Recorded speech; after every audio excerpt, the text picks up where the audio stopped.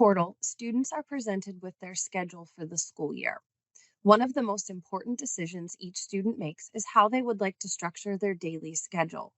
Since the deadlines are weekly, some students choose to focus on one course each day, whereas other students stick to a more traditional schedule and work on every course each day with breaks in between.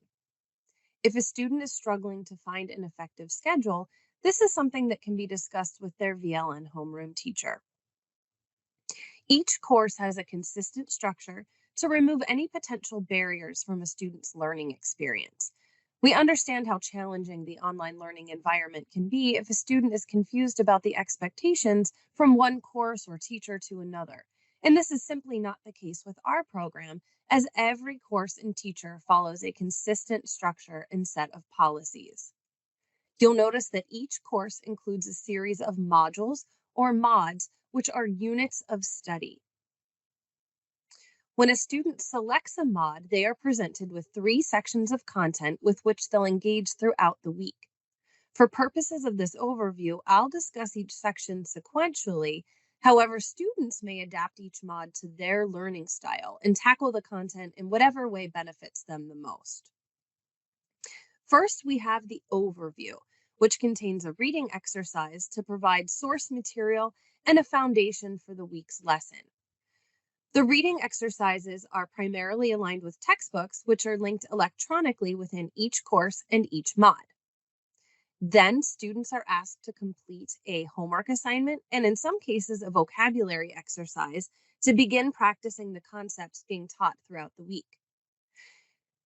Next, we have the instructional materials, which are truly the heart of each mod.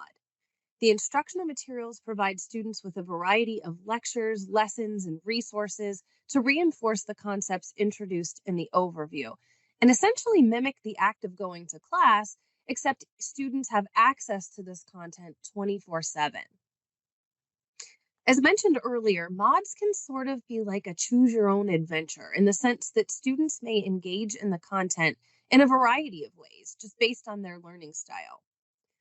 Some students like to start with the reading exercise to build a solid understanding of the mod's topics and then follow up with the lectures and lessons.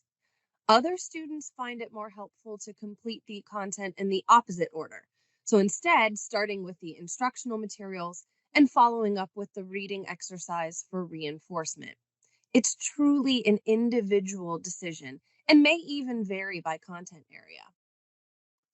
So let's take a peek at a few instructional materials so you can get a sense of the content available to aid the learning process.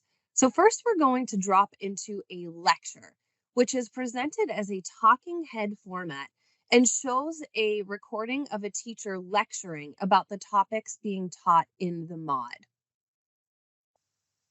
So now we're going to get into solving equations with addition and subtraction. Important thing to remember is an equation is like a balance scale.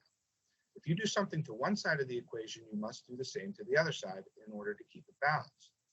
We have these properties of equality that remind us that as long as you add the same value to both sides or subtract the same value to both sides, the equation will remain equal. So that's basically what these properties of equality state. Next, I'm going to show you that same topic, just presented in a slightly different manner.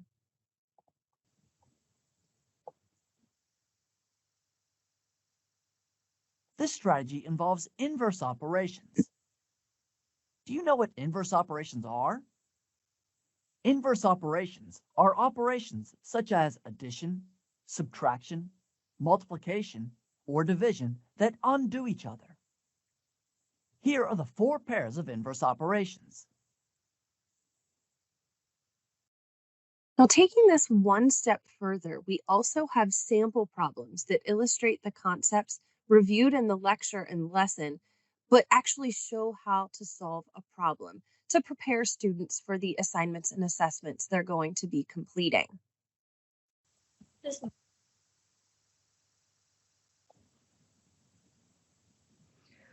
When you have a real world problem like this, it helps to break down the information that they gave you. So the question was asking us to find how much the cat weighed 1 year ago. So that's our variable. That's what we don't know. So we can say W is equal to the weight of the cat 1 year ago. And then we look at the information that they gave us. So they told us the cat gained 1.8 pounds this year. So that's the weight gained. And the current weight it weighs now is 11.6 pounds.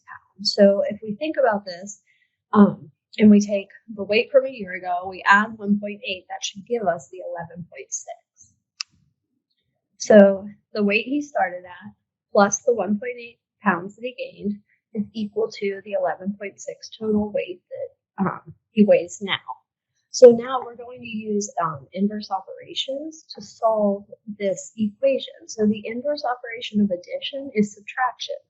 And when we solve an equation, we just need to make sure that we keep it balanced. So if we subtract 1.8 on the left-hand side, we need to make sure that we do that on the right-hand side as well. So when we subtract 1.8 on the left, it cancels, and on the right, we get 9.8. So W is equal to 9.8 pounds. All of these instructional materials are building upon each other and helping students to learn the concepts being presented. What's even more helpful is that the videos can be paused and even viewed as many times as needed for further reinforcement. The goal is to pair the reading exercise with the instructional materials to fully prepare students for the portfolio and assessment section of the MOD. The portfolio and assessment section of the MOD includes a variety of activities for students to demonstrate their understanding of the unit. The tasks presented in this section of the MOD vary based on the course and level of rigor in which the student has been enrolled. For reference, the academic level is what is showing on our screen and asks students to complete an assignment, short answer questions, an essay, and a quiz throughout the week. This helps VLN's teachers to fully assess a student's knowledge at the beginning of the MOD when they complete the assignment, as well as at the end of the week when they finish the quiz. Each task includes a text entry box for students to seamlessly input their responses, including special characters, equations, drawings, and graphs as each question dictates. Upon completion, students click Submit to route their responses to their teacher to be graded. Each course in MOD follows this same structure, so students know exactly what to expect throughout the school year.